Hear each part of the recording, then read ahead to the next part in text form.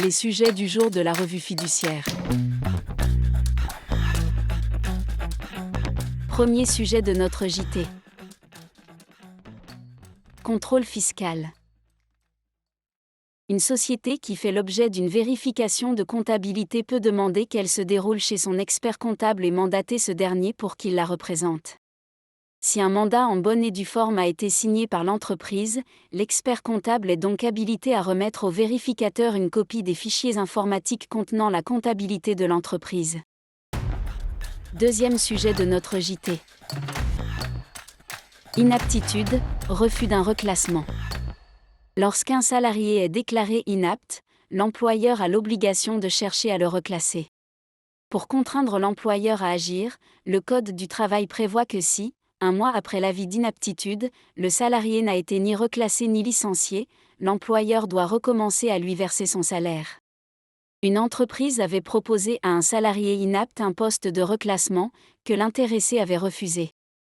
Faute d'autre solution, l'employeur l'avait licencié plusieurs mois après la délivrance de l'avis d'inaptitude, la crise du Covid étant survenue entre-temps.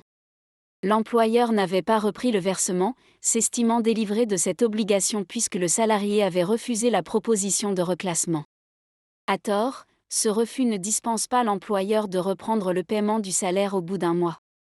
À défaut d'autre solution, il aurait dû licencier le salarié immédiatement après son refus, sans attendre l'expiration du délai d'un mois. Troisième sujet de notre JT. Convocation d'une assemblée générale par un mandataire. Au sein d'une SCI, un protocole de cession prévoit que plusieurs associés vendent leur part à d'autres associés. Toutefois, un contentieux s'ensuit, selon les cédants, la cession de parts n'a jamais pu intervenir. C'est pourquoi, ces derniers demandent au gérant la réunion d'une assemblée pour constater leur qualité d'associé et procéder aux régularisations nécessaires. Face à l'inertie du gérant, les cédants demandent en justice la désignation d'un mandataire chargé de convoquer l'assemblée générale. Ils obtiennent gain de cause devant la Cour d'appel. Mais la Cour de cassation censure l'arrêt. En premier lieu, la Cour rappelle que la demande de désignation d'un mandataire chargé de convoquer une assemblée générale doit être conforme à l'intérêt social de la société.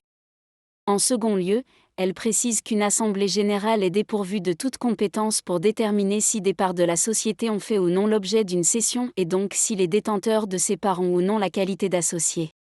De ce fait, un mandataire ne pouvait pas être désigné pour convoquer une assemblée sur une question qui ne relevait pas de la compétence de cette dernière.